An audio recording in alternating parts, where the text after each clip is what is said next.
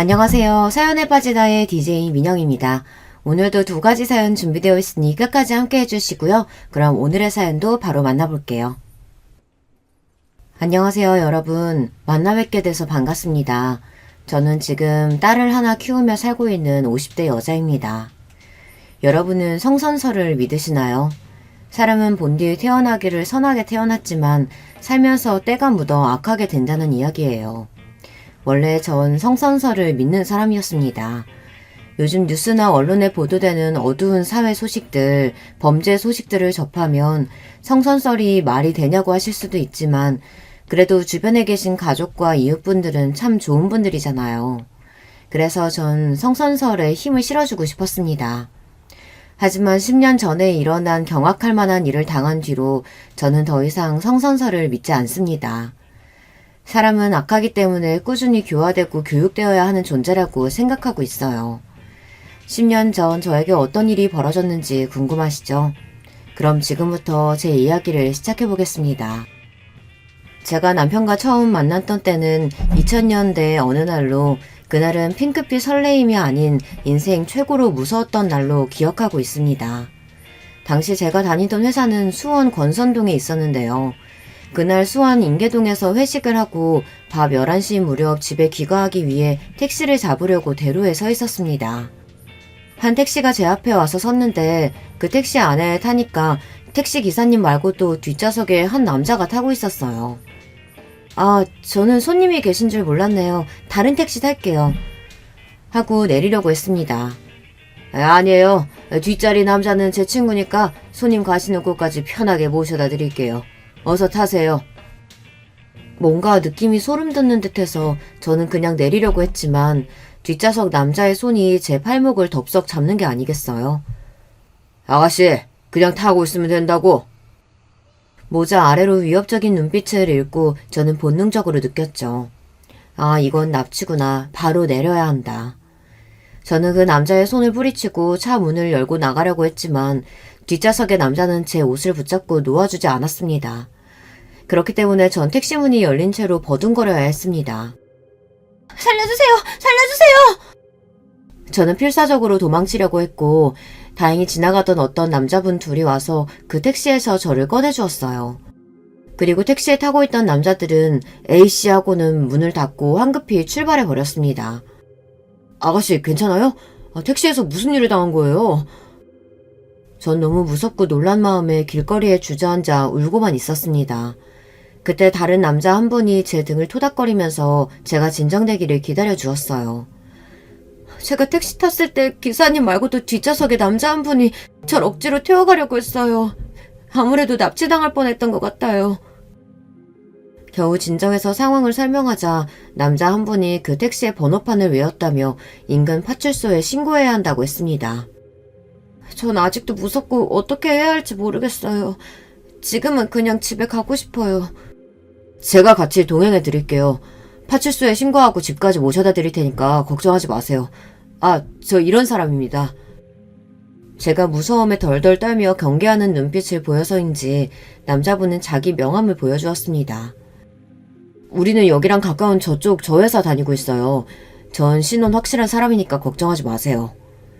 그 남자분과 함께 인계동 인근 파출소에 가서 제가 당했던 일을 신고했습니다.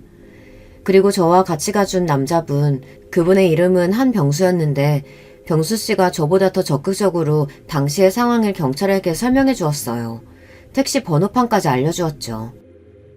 요즘 여기 인근에 실종 사건이 많다면서요. 이거 보통 일 아닙니다. 적극적으로 수사해 주셔야 돼요. 이 여성분도 납치 사건 당할 뻔했다고요. 하지만 왜인지 경찰들은 원래 인계동은 유흥가라서 자잘한 사건 사고가 많이 발생한다면서 납치가 아니라 그냥 택시를 같이 타자고 권한 것일 수도 있다 등등 미적지근한 반응이었습니다. 전 그런 경찰의 반응에 실망했고 그저 집에 가서 놀란 마음을 진정시키고만 싶었어요. 이런 식으로 나오면 내가 내일 다시 올 겁니다. 어떻게 수사하는지 계속 지켜볼 거예요. 어차피 나 회사도 이 근방에 있는 국제상사예요. 그럼 내일 다시 봅시다. 병수씨는 저보다 더 열을 내며 경찰들에게 강력하게 항의했고 일단 오늘은 가자면서 저를 우리 집까지 데려다 주었습니다. 저 오늘은 정말 감사했습니다. 병수 씨 아니었으면 저 무슨 일을 당했을지 상상도 못하겠어요. 저 아까 파출소에서 신고할 때 이름 들었어요. 연수 씨 오늘 정말 놀랐죠? 초면인 사이지만 왠지 연서 씨를 지켜주고 싶은 마음이 들어서 이렇게 오지랖을 떨게 되었네요. 그놈들이 또 연서 씨를 노리기라도 한다면 연서 씨가 안전하다는 확신이 들 때까지 제가 연락을 해도 될까요? 혹시 핸드폰 가지고 있어요? 당신은 지금처럼 남녀노소 누구나 핸드폰을 들고 다니던 시절이 아니었습니다. 이제 막 핸드폰이 대중화되던 시절이었지만 저는 아직 갖고 있지 않았어요. 전 핸드폰이 없어요. 대신 여기 제 명함이에요. 회사 번호로 연락 주시면 될 것 같아요. 병수 씨는 제 명함을 꼭 손에 쥐고는 돌아갔고 저는 집에 들어와서 오늘 일을 가족들에게 설명했어요. 부모님은 너무 놀라셨고 걱정이 된 우리 오빠는 당분간 자기가 회사로 데려다 주겠다고 했습니다. 그리고 오늘 도와준 남자분들에게 꼭 사례를 해야 한다고 한번 집에 초대하라고 말씀하셨어요. 다음날 퇴근할 무렵 제 자리에 회사 전화가 울려 받으니 어제 만났던 병수 씨였어요. 어제 잘 쉬었어요? 많이 놀랐을 텐데 출근하셨군요. 어떻게 몸은 괜찮으세요? 네, 덕분에 어디 다친 데 없이 어제 잘 쉬었어요. 이제 괜찮습니다. 다행이네요. 제가 지금 어제 신고했던 파출소에 와서 경찰들하고 얘기했어요. 괜찮으시다면 저녁 식사하면서 오늘 얘기를 좀 드릴까 하는데 어떠세요? 네, 괜찮아요. 제가 경황이 없어서 감사의 표시도 못했는데 제가 맛있는 저녁 사드릴게요. 우리 회사 주변에 있는 국밥 수육집 어떠세요? 그리고 식당에서 병수 씨를 만나 경찰과 얘기했던 어제 사건의 상황을 전해드릴 수 있었어요. 제가 오늘 또 찾아가니까 경찰들이 진짜로 왔냐면서 놀라더라고요. 어제 같아서는 대충 넘어갈 것 같더니 각 잡고 제대로 브리핑을 해주던데요. 경찰 얘기가 사실 요즘 수원 유흥가 일대에서 납치 사건들이 많이 발생하고 있다고 하네요. 아마 어제 그 택시도 그 납치범들의 소행일 가능성을 염두에 두고 적극적으로 수사하고 있대요.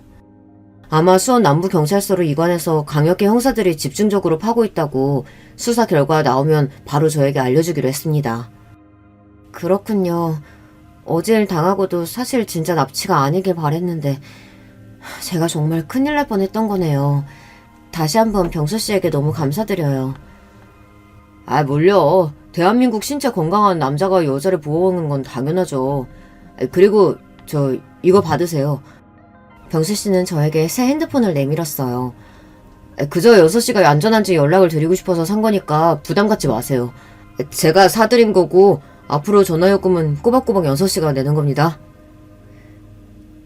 갑자기 휘말린 사건 때문에 정신이 없었는데 그제서야 병수 씨를 제대로 살펴보게 되었어요.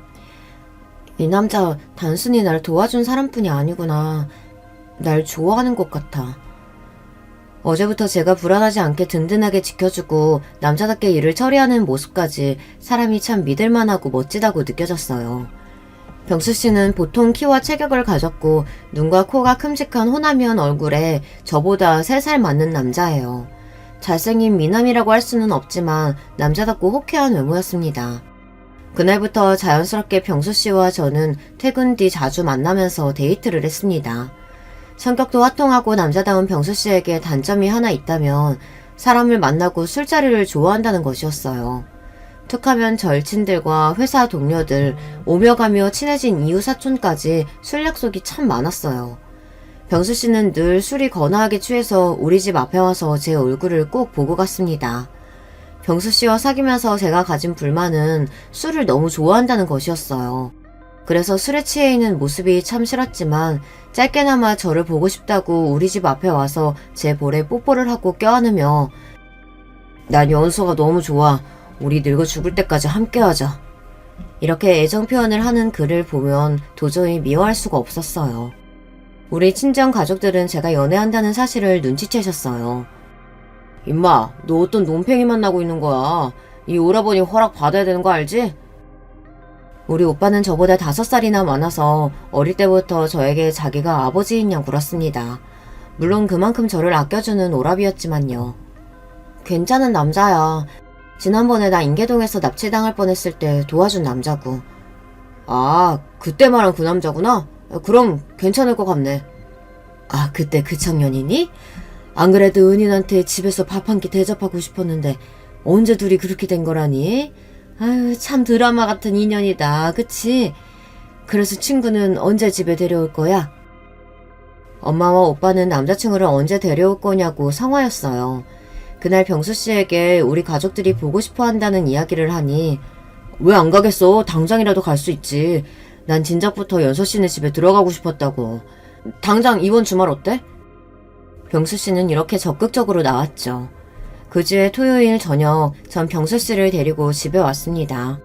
병수 씨는 갈비랑 꽃다발 그리고 양주까지 바리바리 선물을 챙겨서 우리 가족들에게 인사드렸어요. 아버님, 어머님, 그리고 형님 처음 뵙겠습니다. 제가 연서 씨 남자친구 한병수라고 합니다. 이렇게 어여쁘고 착한 따님 낳아주셔서 감사드립니다. 병수 씨는 유들유들한 성격답게 처음 만난 우리 식구들하고도 살갑게 지냈어요. 그리고 병수 씨를 부모님도 까탈스러운 우리 오빠까지 모두 마음에 들어하였죠. 특히 술을 좋아하는 우리 아빠와 병수 씨는 죽이 잘 맞아서 새벽 3시까지 술을 마시고 급속도로 친하게 되었습니다. 야, 저놈 다 좋은데 술이 문제네.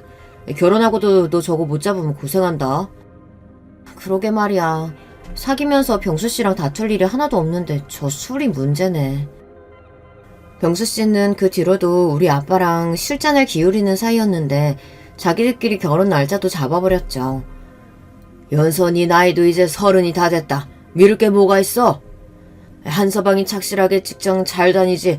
남자답고 잘생겼는데 빨리 잡아. 두 남자가 적극적으로 추진한 결과 우리는 2001년 2월에 결혼을 하게 되었어요. 우리 부부는 행복한 신혼 시절을 보냈습니다. 병수 씨의 본가는 거제도에 있었고 시부모님은 건강하게 별탈 없이 그곳에서 생업에 종사하시면서 지내셨어요. 아주 점잖으신 분들이시고 좀 늦은 나이에 결혼한 병수 씨랑 결혼해줬다고 저를 예뻐해 주셨습니다. 병수 씨는 33살, 저는 30살의 나이로 결혼한 것이 그 당시로서는 앞에 노자가 붙어서 노총각, 노처녀라고 불릴 만한 나이였죠.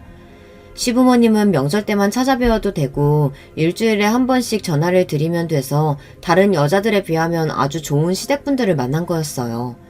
전화도 강요하신 적 없고 그저 제가 궁금해서 연락드리는 분들이었어요. 그런가 하면 남편은 우리 친정을 제 집처럼 편하게 다니며 우리는 주말이면 부모님 댁에서 식사하고 술 마시며 놀다가 왔습니다. 난 정말 행운아야. 날 구해준 남자가 이렇게 좋은 남편까지 될 줄이야. 정말 감사한 마음으로 결혼 생활을 했어요. 허나 하늘에서는 우리 부부에게 자식복만큼은 허락치를 않으셨습니다. 병수 씨와 저는 사랑하는 사이였고 잠자리도 자주 가는 편이었는데도 불구하고 왜인지 전 임신이 잘 되지 않았습니다. 늦은 나이에 결혼한 데다가 아무리 해도 아이가 생기지 않아 마음이 조급해졌어요. 그 당시만 해도 지금처럼 시험관 시술이나 난임 치료가 활발할 때가 아니었고 이제 막 시작할 대로 기술이 좋지 못했습니다. 아마 불임 부부에게 나라에서 시험관 아기 시술을 지원해주는 복지도 2006년에서야 시작된 걸로 기억해요. 친정엄마 손에 이끌려서 난임 치료로 유명하다는 한의원에 가서 탕약을 지어먹고 주기적으로 침을 맞아보았어요. 주변에서는 이런 저에게 여러 가지 민간요법을 알려주었어요. 쑥이 여자 자궁에 좋다더라. 쑥차를 마시고 자욕도 해라. 피하지방 아랫배에 살이 너무 많으면 임신이 잘 안 된다고 해서 그리 많지도 않은 뱃살을 빼려고 다이어트를 하는 등 지금 이 이야기를 듣는 요즘 분들은 황당하시죠. 하지만 당시 저는 지푸라기라도 잡는 심정으로 좋은 것은 다 해보았습니다. 그러다가 남편의 회사에서 보내주는 휴가가 있어서 제주도에 3박 4일 동안 여행을 하게 되었어요. 그런데 뜻밖에도 여행 기간 중에 그토록 바라던 착상이 된 것이에요. 무려 3년 반 만에 찾아온 임신 소식에 우리 부부는 물론이고 친정, 시댁, 양가 집안 모두 감격하셨어요. 그래서 누구에게나 자식 새끼는 중한 법이지만 우리 딸아이는 저에게 남다를 정도로 소중한 존재입니다. 그렇게 어렵게 가진 아이는 정말 제 눈에 넣어도 아프지 않을 만큼 저에게 소중한 보물과 같았어요. 십자수 뜨개질은 물론 늘 클래식 음악을 집에 틀어놓고 생활하는 등 태교에 힘썼습니다. 건강하게 아이를 출산하기 위해서 매일 1시간씩 인근 학교 운동장을 걸었고 물도 깨끗하게 정수되거나 남편이 인근 약수터에서 떠온 물만 먹었어요. TV에서 폭력적이거나 나쁜 장면이 나올까봐 늘 EBS 교육방송만 틀어놓고 봤었죠. 저만큼 태교에 열심인 사람을 주변에서 본 적이 없었어요. 오죽하면 친정엄마도 저보고 유난 떤다고 하셨죠. 그럼 어쩌겠어요. 뱃속에 있는 아이가 너무 소중해서 제가 할 수 있는 모든 것을 해주고 싶었습니다. 그리고 2005년 한참 더운 8월에 딸을 건강하게 출산했습니다. 저에게 이 세상 어떤 기쁨도 즐거움도 바꿀 수 없을 만큼 소중한 제 딸의 이름은 한혜린으로 지어주었습니다. 정말 이쁜 이름이죠. 이제 자식까지 생겼으니 가슴속 응어리와 걱정거리는 사라졌고 하루하루 평범하지만 행복하게 잘 살았습니다. 하지만 불행은 늘 주변을 맴돌면서 우리를 노리고 있고 정말 어느 날 갑자기 들이닥치는 모양입니다. 경악할 만한 일이 우리 가족에게 벌어지고 말았죠. 때는 2014년으로 전 40대의 주부로 남편과 초등학교 3학년 딸과 셋이서 단란하게 지내고 있었어요. 그날따라 남편은 해외 출장을 간다며 분주해 보였습니다. 콧노래까지 부르면서 저에게 속옷이랑 양말을 3세트씩 챙겨놓으라고 말했어요. 이번에는 3박 4일 출장인가 봐요. 중국 상해 쪽으로 부장님하고 동행해서 그 정도 머무를 것 같아. 남편은 원래 1년에 2번씩 해외 출장을 다녀오는 사람이었습니다. 하지만 올해 들어 남편의 해외 출장은 부쩍 잦아졌어요. 아마 남편이 작년 해외 영업팀으로 부서를 이동한 탓이라고 생각했어요. 못해도 2달에 한 번씩은 해외 출장을 나갔어요. 그렇지만 이번 출장은 헝가리에 다녀온 지 일주일도 안 되어서 또 잡힌 것이었죠. 여보, 비행기에서 방사능 많이 나온다고 하는데 이렇게 자주 비행기 타면 당신 건강 해치는 거 아닌가 몰라요. 그리고 당신처럼 나랑 혜린이도 중국에 가보고 싶다. 당신이랑 신혼여행으로 필리핀 가본 뒤로 나랑 혜린이 한 번도 비행기 못 타본 거 알아요? 이렇게 불평이 나도 모르게 나오고 말았어요. 그러게, 내일 좀 한가해지면 우리 가족여행으로 한번 가지 뭐. 당신 혹시 면세점에서 뭐 갖고 싶은 거 있어? 당신이 해외 나갈 때마다 립스틱이며 향수며 고급 브랜드로 몇 번이나 사다 줘서 나 많아요. 외출할 일도 없는 가정주부가 그런 화장품을 언제 다 쓸까 몰라. 남편은 같이 해외여행 한번 같이 가지 못한 저에게 미안한지 이번 출장을 다녀오면서 놀랄만한 선물을 가져오겠다고 호언장담을 했습니다. 다음날 남편이 인천공항으로 가는 공항버스를 타는 모습을 보며 남편을 배웅했죠. 뒤돌아 생각하니 이때 떠나는 남편의 바지가랑이라도 잡고 늘어졌어야 했습니다. 저는 이날부터 불행의 구렁텅이로 빠지고 말았으니까요. 하지만 미래는 알 수 없는 법이죠. 남편이 출장을 간 뒤로 이번에는 이상하게 연락이 뜸했습니다. 상해 공항에 잘 도착했다는 문자를 끝으로 출장 간 3일 동안 저에게 어떠한 전화나 문자 한 통이 없었으니까요.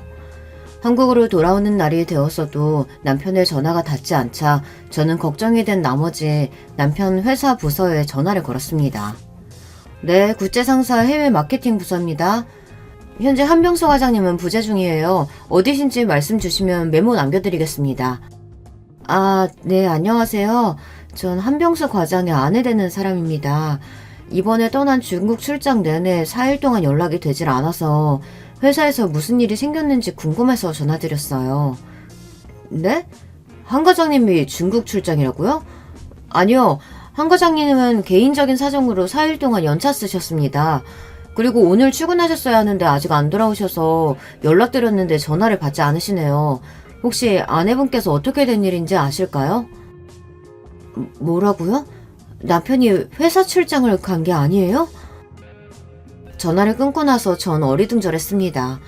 그러니까 남편은 회사 출장을 간 것이 아니었던 거예요. 그럼 인천공항을 간다던 남자는 어디를 간 건지, 진짜 해외에 나가기는 한 걸까? 전 집에 있는 서랍함에서 여권을 뒤졌습니다. 남편의 여권은 그곳에 없었어요.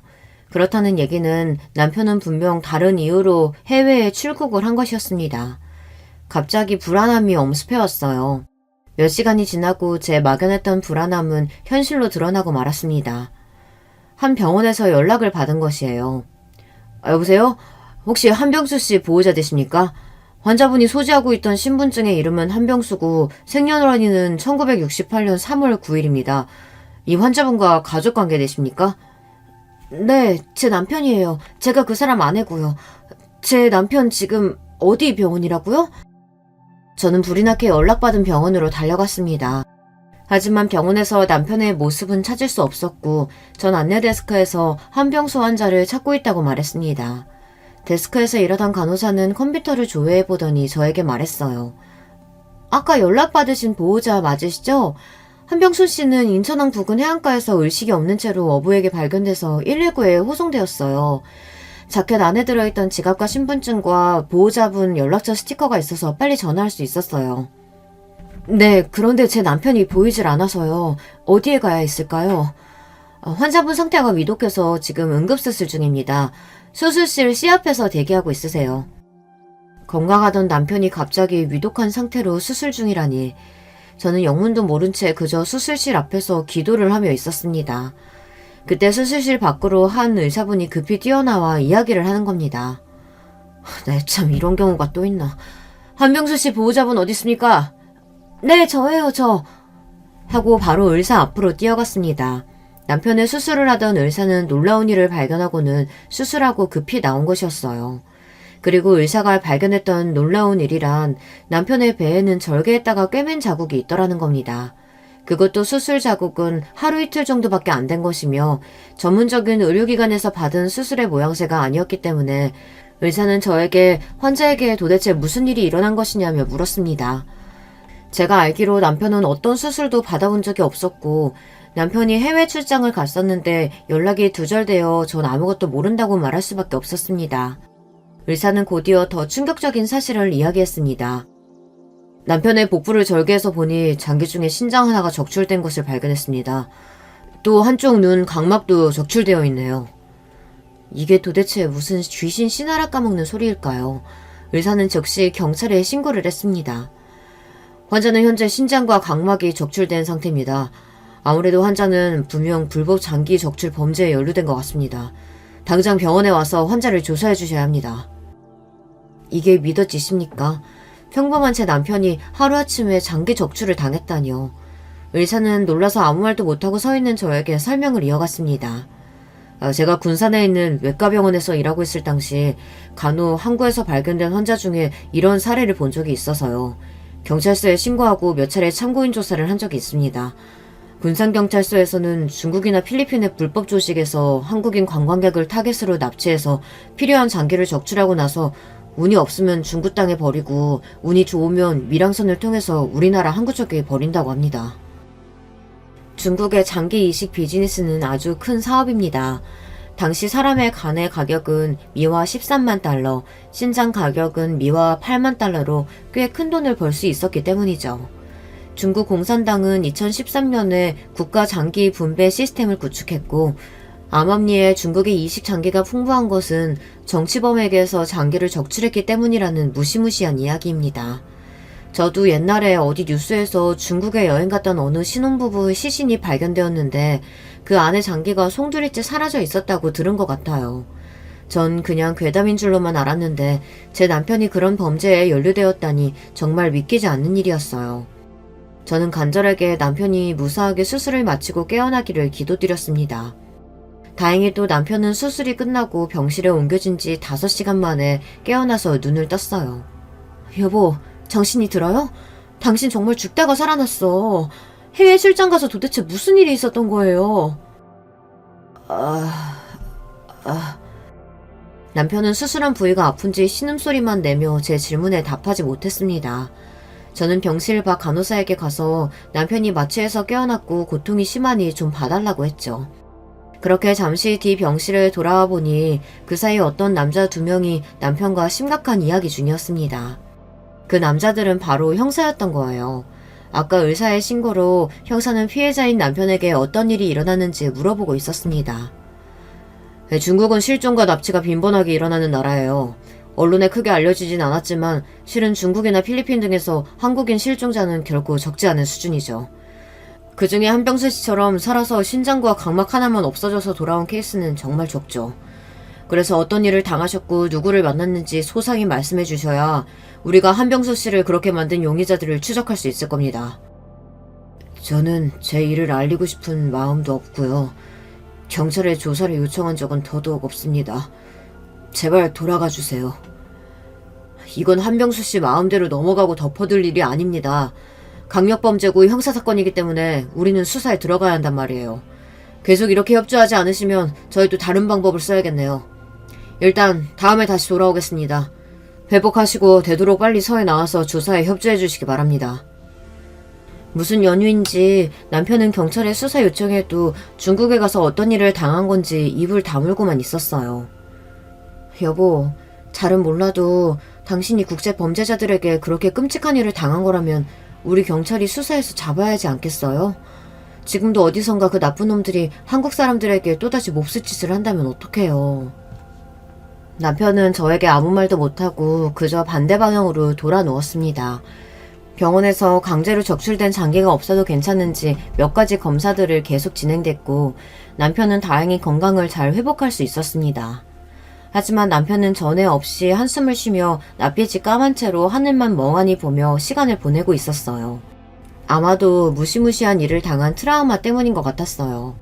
그리고 간병을 하며 옆을 지키는 저에게나 병문안을 온 시부모님에게도 그 누구에게도 남편은 말하기 싫다며 자꾸 돌려보내기만 하는 겁니다. 그렇게 밝고 건강하던 사람이 이제 사람하고는 말도 하기 싫다는 뜻이요. 남편의 건강이 이상이 없을 거라며 병원에서 퇴원하라고 해서 우리는 퇴원 준비를 하고 있었어요. 그러고 있는데 일전에 남편에게 찾아왔던 형사 중 한 분이 다시 찾아오셨어요. 참고인으로 범죄조사 소환 통보 드렸으나 거절하시니 이렇게 정식으로 출석 요구서를 갖고 왔습니다. 퇴원하시는 길에 우리 서해 가셔서 몇 가지 사실관계 확인하고 한병수 씨 진술을 받아야 합니다. 하는 수 없다는 듯이 남편은 형사와 함께 경찰서로 향했습니다. 저도 따라가려고 했지만 형사는 안 된다고 했고 남편도 저에게 절대 따라오지 말라며 굳은 표정으로 떠났습니다. 전 혼자서 남편의 병원 짐을 챙겨 집으로 돌아왔어요. 성치 않은 몸으로 경찰서에 혼자 간 남편이 너무 걱정되어서 가만히 쉬지도 못하고 청소를 하고 빨래를 하며 시간을 보냈는데요. 그러고 남편은 4시간 만에 집으로 돌아왔습니다. 몸에 힘이 하나도 없는지 휘청거리면서 들어와서 소파에 털썩 앉아서 얼굴을 두 손에 파묻고 있었습니다. 여보, 성치 않은 몸으로 경찰서까지 가서 고생 많았어요. 조사는 잘 끝났어요? 그런데 이제 나에게도 모든 사실을 이야기하지 않아요? 당신 출장 간 날부터 오늘까지 당신한테 무슨 일 벌어진 건지 아무것도 모른 채로 입 닫고 있었지만 이제는 알아야겠어요. 한참을 고민하던 남편은 괴로운 얼굴을 하고서 저에게 그동안의 일을 털어놓았습니다. 그 충격적인 진실을 알게 된 뒤부터 현재까지 저는 성악설을 믿고 있습니다. 사람이란 두꺼운 납작쥐로 어떤 짓이든 벌일 수 있음을 그때 알게 되었으니까요. 남편은 약 7개월 전 강남의 한 룸사롱에서 접대 회식을 하며 술판을 벌이고 놀다 한 마담을 만나게 되었습니다. 이름은 박서윤으로 그 술집의 마담인데 빵빵한 가슴과 잘록한 허리 그리고 남자를 녹여내는 화술을 가진 30대 초반의 여자라고 합니다. 그 마담을 처음 본 날부터 남편은 박마담에게 마음을 빼앗겼다고 합니다. 그 뒤로 술자리는 무조건 그 룸사롱으로 잡아서 박마담과 놀았고 급기야 얼마 지나지 않아서 호텔을 잡고 유부남으로서는 해서는 안 되는 짓까지 해버린 거죠. 잠자리를 가진 뒤 남편은 더욱 그 마담에게 홀려버렸고 정말 제정신이 아니었다고 합니다. 하지만 마담은 이런저런 핑계를 대며 남편이 원하는 만큼 만나주지 않았다고 해요. 아마 마담이 같이 놀던 재력가 남자들과 달리 남편은 평범한 회사의 과장일 뿐이니까요. 그래도 남편은 포기하지 않고 그 마담에게 잘해주고 자신의 마음을 계속 어필했다고 합니다. 그때 마담은 남편에게 한 가지 제안을 했다고 합니다. 자기가 해외 출장을 가야 하는데 동행해줄 수 있느냐고요. 이미 제정신이 아닌 남편은 단숨에 박마담의 제안을 승낙했고 그 이후 남편은 회사의 출장을 핑계로 둘러대며 마담과 해외여행을 3차례나 다닌 것입니다. 하지만 좀 의아한 여행이 아닐 수 없었습니다. 중국에는 북경이나 상해처럼 유명하고 발전된 관광지 도시가 좀 많나요? 이상하게도 마담과 남편이 간 지역은 랴오닝성과 같이 낙후된 지역을 방문했다는 겁니다. 그리고 낮 시간에는 남편과 관광을 하거나 호텔에서 그 짓을 벌이면서 놀다가 저녁 6시만 되면 호텔 현지의 어떤 중국 남자가 박마담을 데리러 왔고 마담은 그자와 나가면서 볼일을 좀 보고 오겠다고 외출을 했다는 겁니다. 그리고 밤 12시는 다 돼서야 호텔로 돌아오고요. 그동안 박마담과 다닌 여행은 1박 3일 또는 2박 3일로 타이트했는데 이번 여행은 3박 4일로 여유있고 오붓하게 다녀오자고 박마담은 남편을 꼬셨습니다. 그리고 그 마지막 여행에서 남편은 장기가 적출되어 부둣가에 버려진 결말을 내고 말았죠. 남편은 그때를 생각하면 참을 수 없다는 듯이 짐승처럼 울었습니다. 그날 상해 공강에 내려서 당신한테 문자하고서 박마담과 호텔로 가는 차 안이었어. 박마담이 건넨 음료수를 마시고 정신을 잃었는데 깨어나 보니 어딘지 모르는 곳에서 나는 알몸으로 손발이 묶인 채 수술대 위에 있었어. 그때 말소리가 다 들리는데 난 너무 무서워서 잠에서 깨지 않은 척하고 듣고만 있었지. 거센 억양의 중국말을 하는 남자와 박마담 둘이서 이야기를 하고 있었는데 이 자식이 40대인데도 하도 술을 퍼먹어서 그런가 간 상태는 좋지 않을 거야. 각막이랑 신장 정도면 어떻겠어. 중간에 이런 말을 박마담이 했던 것 같아. 그 말을 듣고서야 상황 파악이 된 거야. 나는 다급하게 소리쳤지. 박마담 지금 내 장기 떼어서 팔려고 하는 거 아니지? 제발 나 좀 살려줘. 나 한국에 보내주란 말이야. 그때 중국 남자가 나에게 다가와서 기절시켰지. 그리고 눈을 떴을 때 여구 한국의 병원에서 수술받고 회복실에서 깨어난 거야. 당신은 옆에서 나를 잔뜩 걱정하며 곁에 있어주었고. 여보, 내가 정말 미쳤었나 봐. 당신 지금 너무 놀랐구나. 그런 얼굴 처음 봤어. 처음 남편이 박마담과 바람난 이야기를 들었을 때 저는 배신감이 들었어요. 하지만 그 이후의 일은 정말이지 끔찍했습니다. 남편에게 심한 혐오감이 생겨서 저는 남편의 말을 듣고 싶지가 않았어요. 당신과 끝이야. 남편으로서도 혜린이 아빠로서도. 눈 한쪽 안 보이고 불편하게 살겠지만 모두 다 당신이 저지른 죄값이고 그 대가니까 어떻게든 살아봐. 나와 혜린이는 당신 옆에 던 없을 거야. 그 이후의 일은 여러분도 짐작이 가시나요? 저는 곧바로 남편과 이혼을 했습니다. 부부간의 이혼도 협의해야 하고 그마저 여기가 잘 되지 않으면 소송까지 간다죠. 하지만 저와 같이 남편의 불륜과 심각한 범죄 사건에까지 휘말리게 되면 이혼은 아무것도 아닌 것이 되어버리는 것 같아요. 두 번 생각하고 고민할 필요 없이 남편에게서 떠났습니다. 남편은 저를 붙들고 매달렸고 우리 친정에까지 와서 읍소를 했죠. 모든 사정을 알게 된 우리 친정에서는 저보다 더 분노하셨어요. 찾아온 남편에게 오빠가 야구방망이를 들고 와서 남편을 때리려 들었습니다. 우리 엄마가 간신히 말렸고요. 알고 싶지도 않았지만 이혼하는 과정에서 형사들이 찾아와서 사건 조사 경위를 이야기해 주었습니다. 남편분은 중국의 불법 장기매매 조직의 타깃이 되었던 것 같아요. 그리고 한국의 브로커로 활동하는 박마담이라는 여자가 남편을 그 조직에 넘겼다고 추정하고 있습니다. 박마담은 추적 중인데 수사해보니 본명은 김선영이고 나이는 46세입니다. 박마담과 중국 조직을 현재 수사하고 있지만 근거지가 중국 본토고 공안과 우리나라는 이런 사건에 대해 공조한 전례가 없어서 아무래도 그놈들을 찾기는 쉽지 않을 것으로 보입니다. 혹시라도 박마담이 아니 김선영이 한국에서 잡힌다면 그때 다시 연락드리겠습니다. 형사님, 저는 피해자 한병수와 이혼 절차를 밟고 있어요. 전 더 이상 그 사람의 아내도 가족도 아니니까 저에게 연락하실 필요 없습니다. 아, 그러셨군요. 네, 이런 사건 당하셨으니 그럴 법도 합니다. 형사는 제 이야기에 당황한 듯 보였지만 이내 다 이해한다는 표정으로 인사하고 갔습니다. 그렇게 저의 결혼생활 10년은 끝이 났습니다. 이혼하고 나니 전 앞으로 어떻게 살아야 할지 막막했습니다. 남편의 잘못으로 하루아침에 이혼녀가 되었지만 그 인간으로부터 어떤 위자료도 받을 수 없었어요.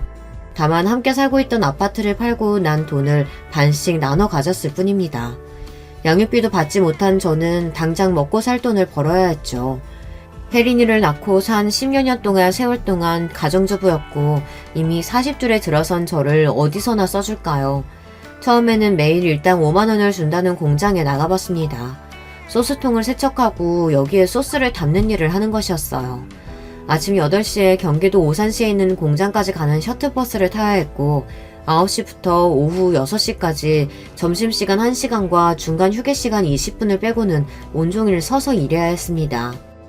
쉴 새 없이 돌아가는 컨베이어 벨트의 속도를 초심자인 제가 맞추기란 참 어려운 일이었어요. 하지만 전 이를 악물고 해내야 했어요. 일당 5만원으로 혜린이 해먹일 음식 재료도 사고 아이 학원비도 내야 하니까요. 공장은 주 5일제였기 때문에 전 주말에는 동네 근처에 있는 김밥 천국에서 일을 했습니다.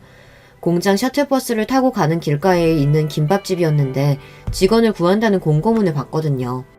마침 주말에만 일할 수 있었고 시급 6,000원으로 8시간 동안 꼬박 일해서 5만원 가까이를 벌었습니다. 저는 한 달에 30일 내내 일해야 하는 가장이 되었습니다.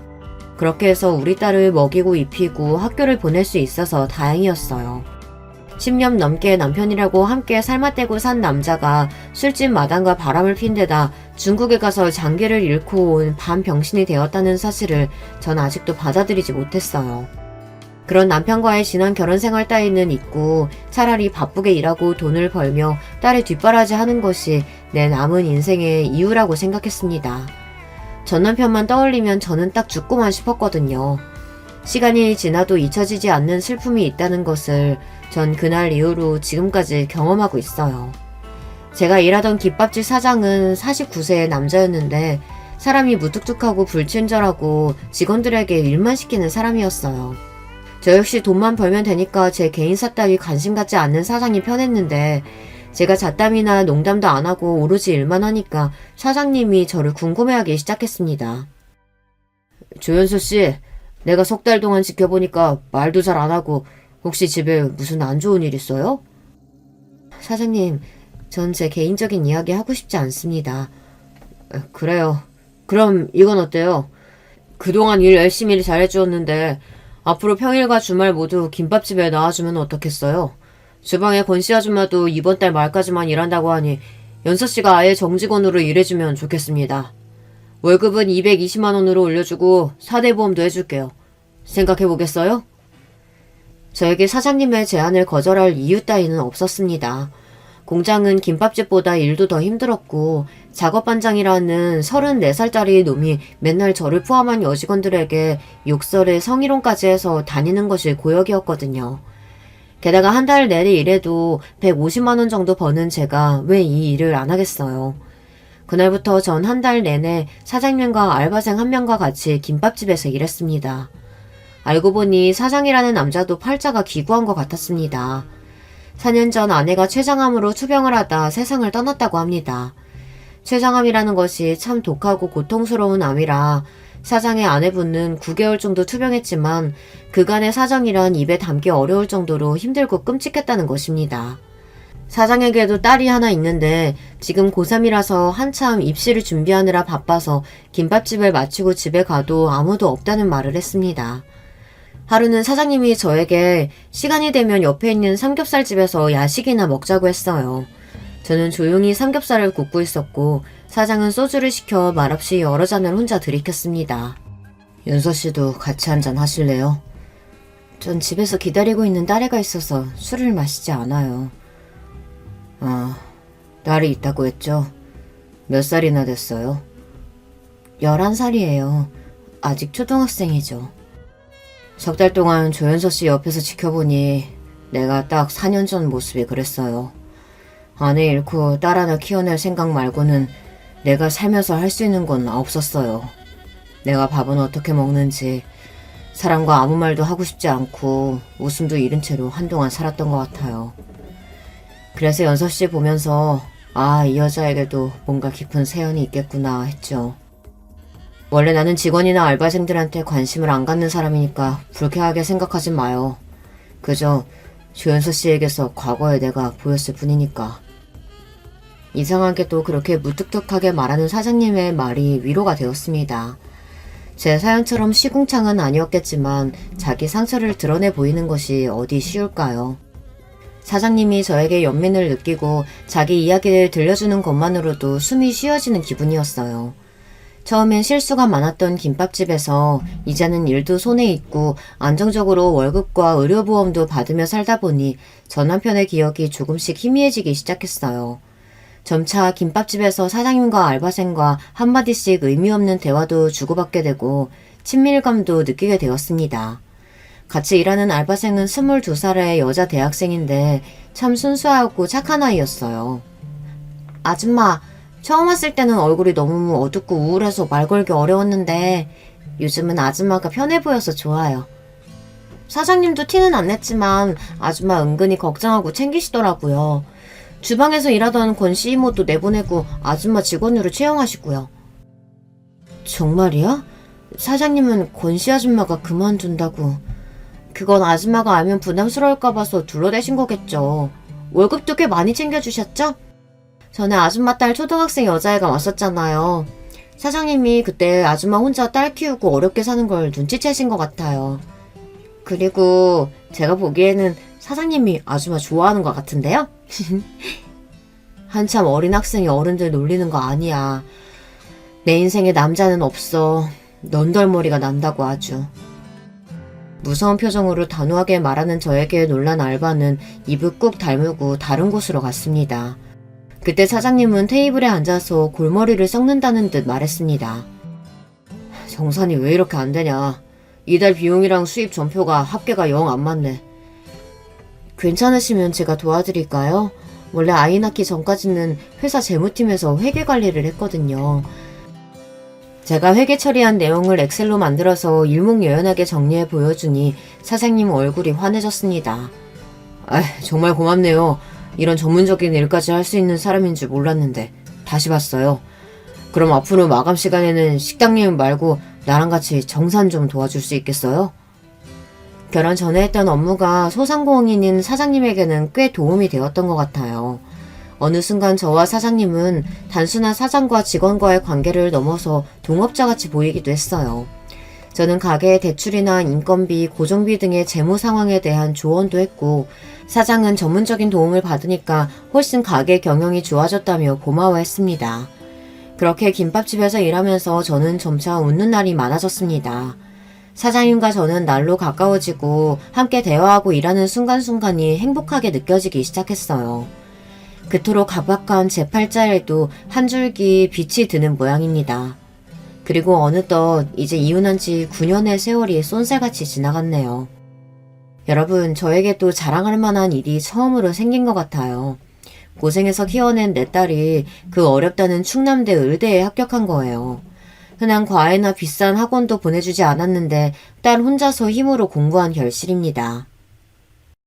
혜린아, 엄마 이제 월급도 괜찮아. 대출해서 금방 갚을 수 있으니까 좋은 과외나 학원 너 하고 싶은 대로 다 해. 엄마, 공부를 내 머리로 하지 선생님 머리로 해? 일타 강사들 동영상도 인터넷에 세고 셌어요. 걱정 마시라니까. 이렇게 자신 있다고 장담하며 공부하길래 괜찮을까 조마조마했는데 오로지 자기 힘으로 공부해서 이렇게 의대에 간 내 딸이 너무나 기특합니다.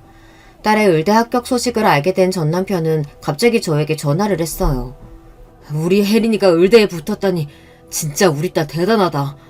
다 당신이 잘 뒷바라지 한 덕분이겠지. 고생 많이 하고 있다고 들었어. 나도 회사 퇴직한 뒤로 눈 한쪽이 불편하니까 괜찮은 직장 잡기가 어려워서 가게 하나 하면서 먹고 살만은 해. 이제 시간도 지났으니까 우리 가족끼리 같이 살자. 난 지금 충분히 행복하게 잘 살고 있어. 아무리 시간이 지나도 절대 씻을 수 없는 죄가 있고 잊혀지지 않는 기억이라는 게 있어. 당신 질척거리면서 우리 인생에 끼어들려고 하지 마. 전 매정하게 전 남편의 전화를 끊어버렸어요. 혜린이에게는 남편이 혈육이니 인연을 끊으라고 제가 강요할 수는 없죠. 아마 의대 합격했다는 소식을 아빠에게도 한 모양인데 그렇다고 해서 그걸 비밀로 저에게 다가오는 전 남편을 참을 수 없었습니다. 전 지금의 생활이 충분해 만족하고 이 평화를 깨고 싶지 않으니까요. 우리 딸은 의대에 입학하면서 기숙사에서 생활하고 있습니다.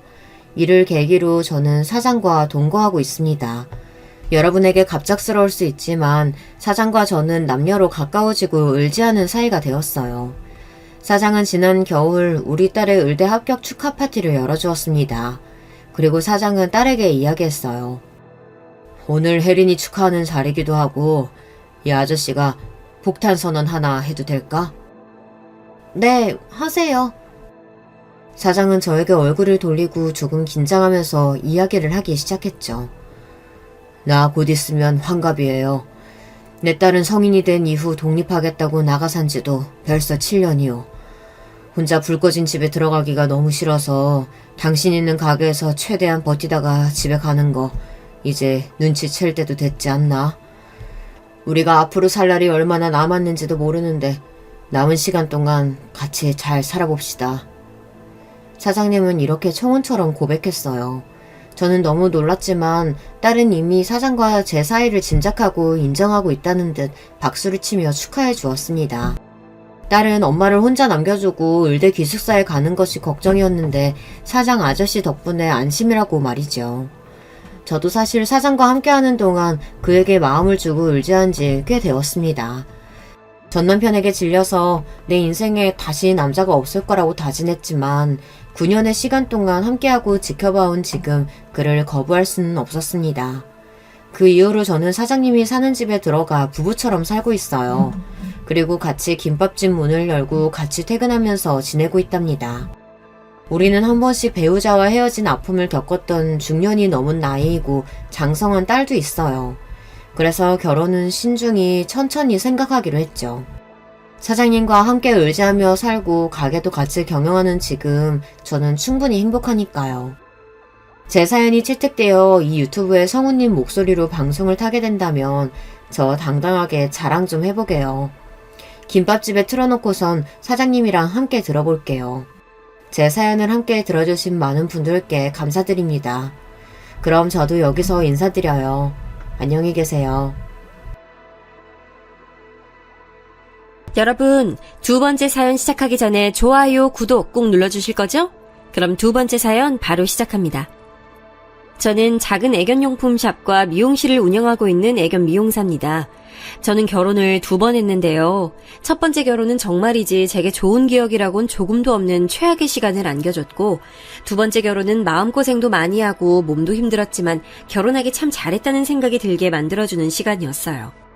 저의 첫 직장은 유치원이었어요. 지금은 애견 미용사를 하고 있지만 그때만 하더라도 저는 유아교육학과를 졸업해 유치원에 취직했거든요. 막 사회생활을 시작한 상태였죠. 하루는 부모님께서 선을 볼 생각 없느냐고 물어보시더라고요. 선자리가 들어왔다고 하면서 한번 만나봤으면 좋겠다고 말씀하셨어요. 저는 부모님께서 주선하신 자리니 단박에 거절하지 못하고 그 자리에 나갔어요. 그런데 상대방 분이 의외로 저랑 너무 잘 맞더라고요. 대화가 잘 통하는 편이라서 금방 친해졌죠. 주변에서 적어도 3번은 만나봐야 한다고 하셔서 그 뒤로도 몇 번 식사 자리를 가졌어요. 대화도 잘 통하다 보니 어느 순간 저희는 자연스럽게 사귀는 사이가 됐어요. 저는 그렇게 빨리 결혼할 생각은 아니었는데 전 남편 쪽에서 꽤 많이 서두르더라고요. 지금 이야기하지만 저는 확신도 없는 상태에서 그 사람과 결혼을 한 것이나 마찬가지였어요. 신혼 초반엔 누구나 그렇듯 좋았어요. 시부모님들도 잘 챙겨주셨죠. 저도 전 남편도 아이를 좋아하는 편이라 우리는 아이 많이 가지자고 이야기를 하기도 했고요. 그런데 그게 사람 마음대로 되는 게 아니잖아요. 날짜 맞춰가면서 정말 신경 많이 썼는데 쉽지 않더라고요. 혹시 제가 불임인가 생각이 들기도 했죠. 다행히 산부인과 검사로 그런 건 아니더라고요. 결혼 4년 차가 되었을 때 드디어 저희 부부에게도 아이가 찾아왔어요. 너무나도 행복하고 설렜죠. 하지만 그런 기분도 잠시, 아이는 유산됐어요.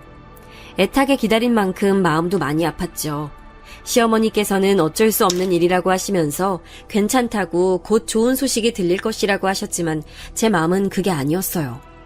설상가상으로 유산 이후 방문한 병원에서는 아이를 가지기 힘들 것 같다고 하시더라고요.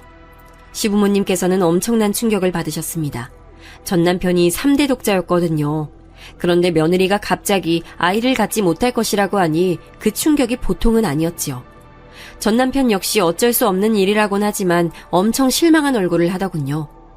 그날 이후 저와 전 남편 사이는 대면대면해졌어요. 저 역시도 고민이 많았고요. 저는 아이를 가질 수 없었고 전 남편은 독자로 자식이 필요했죠. 시부모님, 특히 시아버지께서는 눈에 띄게 저를 밀어내시는 게 보였어요. 며느리라고 그렇게 예뻐해 주시던 모습은 어디로 가고 제게는 눈길조차 주지 않으셨죠. 제가 무슨 말을 해도 없는 사람 취급하셨어요. 시어머니도 비슷했죠.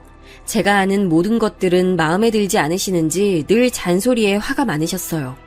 저는 이대로는 살 수 없다는 결론을 내렸고 전 남편에게 서로를 위해서 이혼을 하자고 말했어요. 이혼이라니 무슨 소리야? 왜 우리가 이혼을 해? 아이 문제 때문에? 그건 받아들일 시간이 좀 필요할 뿐이야. 아이가 없어도 우리는 충분히 행복할 수 있어. 그러니까 가족들에게 조금만 시간을 줘. 하지만 저는 결심이 확고했어요. 시부모님들이 바뀔 가능성은 없어 보였거든요. 결국에는 전 남편도 이혼에 동의했고 합의 이혼을 진행했어요. 이혼을 하기까지는 많은 시간이 필요하진 않았어요. 합의 이혼이다 보니 더 짧은 시간이 걸렸죠.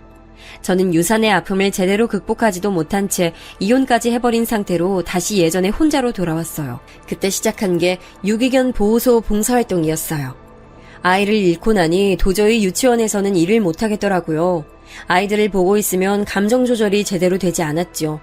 눈물이 막 나는 날도 있었고 짜증이 치밀어 오르는 날도 있었어요. 이 상태로 아이들과 마주하는 건 위험하다는 판단이 들었어요. 그래서 유치원을 그만두고 다른 일을 알아보는 중이었죠. 봉사활동은 어렵지 않았어요. 오히려 몸이 기분 좋을 만큼 피곤해서 다른 생각을 할 여력이 없었어요.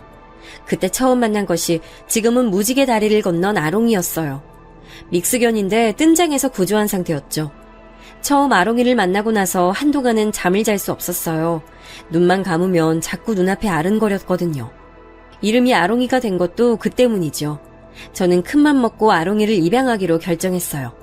첫 반려견이라 아는 것도 많이 없었지만 주변 지인들의 도움으로 하루가 다르게 적응해갔죠. 아롱이는 정말 제게 큰 힘이 됐어요. 혼자 집에 있으면 제 감정을 눈치채고 귀신같이 옆에 다가와서 제게 애교를 부리고 같이 놀자고 하더라고요.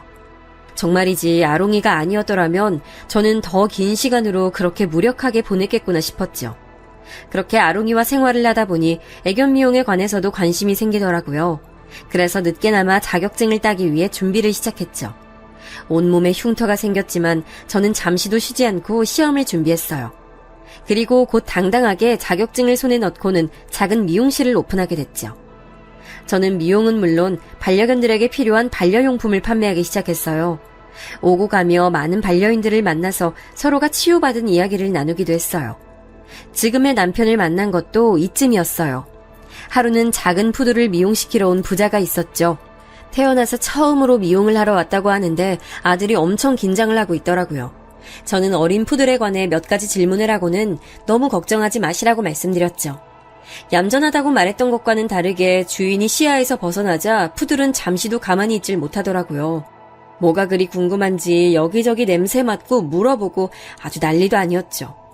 겨우 달래서 미용을 시키는데 아직 어리다 보니 발버둥을 치면서 제 손이 엉망이 돼버렸어요. 미용을 마치고 나와 푸드를 안겨주는데 아버지 쪽이 제 손을 보더니 깜짝 놀라더라고요. 손이 혹시 요 녀석이 그랬나요? 입질이 없는 놈인데 죄송합니다. 아직 어려서 장난처럼 하는 것 같은데 혹시 모르니까 교육을 시키는 것도 생각해 보셔야 할 것 같아요. 그리고 이쪽 일 하다 보면 자주 있는 일이에요. 괜찮아요. 아무리 그래도 피가 날 정도면 정말 죄송합니다. 집에 가서 잘 교육시키겠습니다. 푸드를 아는 부자는 미용실을 나서면서도 몇 번이나 미안하다고 사과를 했어요. 아들 쪽은 금방이라도 울 것 같은 얼굴로 다음엔 절대 이런 일 없게 하겠다고 손가락까지 걸고 약속했죠. 그 뒤로도 부자는 자주 저희 매장을 찾아줬어요. 나중에 알았지만 남자 혼자서 쌍둥이 아들을 키우고 있더라고요. 아이들은 푸드를 산책시키다가 지나가는 길에 들리기도 하고 근처 동물병원에 가는 길이라고 하면서 인사를 하러 오기도 했죠. 저는 볼 때마다 쑥쑥 자라는 두 남자아이와 푸드를 보는 재미가 쏠쏠했죠. 그렇게 아이들과 가까워지다 보니 아버지 쪽과도 자연스럽게 안면을 트고 지내게 됐어요. 집도 서로 가까워서 아롱이와 산책을 하러 가면 자주 만나게 되더라고요. 반려견 키우시는 분들은 알겠지만 이렇게 가까워지는 일이 종종 있잖아요. 딱 그런 상황이었죠. 아이들이 바쁘거나 하는 날에는 제가 우리 아롱이와 함께 푸드를 산책시키는 일도 있었어요. 제가 바쁜 날에는 아이들이 아롱이와 산책을 나가기도 했고요. 그렇게 1년 정도의 시간을 보냈습니다. 그 사이에 반려견으로 가까워진 우리는 서로에게 호감이 있음을 인정하고 연인 사이로 발전하게 됐어요. 전 남편과 헤어진 이후로 연애를 다시 할 수 있을 것이라곤 생각지 못했는데 말이죠. 저는 정말 망설이다가 남편에게 아이를 가질 수 없다고 미리 얘기를 했어요. 남편은 이미 두 아들도 있고 귀여운 반려견도 있는데 그런 게 무슨 문제가 되겠느냐고 하더군요. 그 말에 저는 안도감을 느꼈어요. 그래, 이 사람과 있으면 아이에 대한 압박감을 받을 필요가 없겠구나 싶었죠. 남편도 저만큼이나 사연이 있었어요. 아이들의 엄마와는 집안 차이가 많이 나는 결혼을 했다고 하더군요. 그래서 집안 반대도 심했지만 두 사람이 워낙 사랑해서 결혼을 강행했다고 말이죠. 그리고 그 결과 여자 쪽은 집안과 연을 끊고 살아야 했다고 말이에요. 두 사람은 아이들이 태어날 때까지만 하더라도 힘들지만 행복했다고 했어요. 하지만 아이들이 커가면서 여자는 이 생활을 견디기 힘들어하기 시작했다고 했죠. 결국엔 아이들이 초등학교에 입학한 것과 동시에 이혼 서류만 남겨주고는 원래 자신의 집으로 되돌아갔다고 하더라고요. 저는 아이들을 다 버리고 어떻게 엄마라는 사람이 그럴 수가 있나 이해가 되지 않았어요. 남편은 그 일이 응어리처럼 남아서 아이들에게 몇 배는 더 잘해주고 싶었다고 말했죠. 아이들도 우리 사이를 눈치챌 때쯤 남편은 재혼을 생각해 본 적이 있냐고 물었어요. 자신은 저와 결혼을 하고 싶다고 하면서 말이죠. 난 아직 준비가 안 됐어요. 그냥 지금 이대로 지내는 게 저는 딱 좋아요. 결혼이란 거 더 이상은 하고 싶지 않거든요. 우리 지금도 행복하잖아요. 아닌가? 저는 연애면 몰라도 결혼까진 상상하지 않았거든요. 하지만 남편은 포기하지 않았어요. 꾸준하게 제게 결혼에 대해 진지하게 생각을 해보길 권했죠. 그러다 제 생각이 변하게 된 건 한 통의 전화였어요. 쌍둥이 중 작은 애였는데 큰애가 많이 아픈 것 같다고 와줄 수 있느냐고 하더군요. 남편은 중국 출장을 간 상황이었고 아이들을 봐주기로 한 사람은 잠시 외출 나가서는 소식이 없다고 했어요. 저는 깜짝 놀라 정신없이 집으로 달려갔죠. 열이 펄펄 끓더라고요. 저는 바로 응급실로 아이를 데리고 갔어요. 다행스럽게 열이 높을 뿐 큰 문제는 아니라고 하셨죠. 저는 응급실 의자에서 뜬 눈으로 밤을 보냈습니다. 작은 애는 피곤한지 꾸벅꾸벅 졸다가 제 다리를 베고 잠들었죠. 미처 닦지 못한 눈물 자국이 남은 아이의 얼굴을 보고 있노라니 이 아이들의 엄마가 될 수 있을까라는 생각이 들었어요. 남편과 만나면서 늘 외면했던 문제였는데 이렇게 생각이 나다니 스스로도 어이가 없었죠. 중국에서 돌아온 남편은 그날의 일에 불같이 화를 내더군요. 당장에 아이들을 돌보던 사람을 해고시키고는 제게 도와줘서 고맙다고 했어요. 저는 남편에게 결혼하고 싶다는 그 말 아직도 유효하냐고 물었죠. 그때는 몰랐는데 지금은 확실하게 알 것 같아요. 난 당신도 좋지만 당신만큼 아이들도 소중해요. 그 아이들과 함께 있고 싶어요. 남편은 제 대답에 뛸 듯이 기뻐하며 아이들도 분명 좋아할 것이라고 했어요. 저는 부디 그렇게 되길 바랐죠. 하지만 사춘기를 코앞에 둔 남자아이들은 쉽게 마음을 열지 않았어요. 저를 좋아하긴 하지만 엄마라고 생각해 본 적은 없던 모양인지 눈에 띄게 어색해하는 게 보였죠. 거기다 남편은 아이들의 교육에 관해선 일절 간섭하지 않겠다고 하더군요. 자신은 아무런 참견도 하지 않겠다고요. 저는 혼자서 무슨 수로 사춘기 아이들을 가르칠 수 있느냐고 도와달라고 했지만 남편은 입만 꼭 다물고 있었죠. 저는 배신감이 들었어요. 행복한 가족이 될 수 있을 것 같다고 말한 사람은 도대체 어디로 가고 이렇게 나몰라라 할 수 있는지 너무 속상했죠. 하지만 제게 그렇게 여유를 부릴 시간이 없었어요. 겨우 발품을 팔아 아이들에게 맞는 학원을 찾아보내기 시작했어요.